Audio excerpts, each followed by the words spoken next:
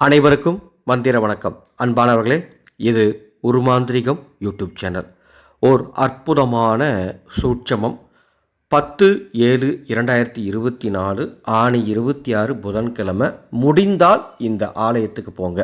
அந்த அன்னைக்கு வளர்பிறை பஞ்சமி இருக்கக்கூடிய நாள் என்பதால் ஸ்ரீ ராஜராஜேஸ்வரி விரும்பி எடுத்துக்கொண்ட குழந்தை பருவ வடிவமான ஸ்ரீ பாலா திரிபுர சுந்தரி ஆலயம் எங்கே இருக்குன்னு பார்த்து அந்த ஆலயத்திற்கு சென்று 10ஆம் தேதி தரிசனம் பார்த்தீங்கன்னா உங்கள் குடும்பத்தை பிடித்து ஆட்டி படைத்து கொண்டிருக்கக்கூடிய தீய வினைகள், அது எப்பேற்பட்ட தீய வினைகளாக இருந்தாலும் சரி, தீய வினைகள் ஒளியும் விலகி ஓடும்.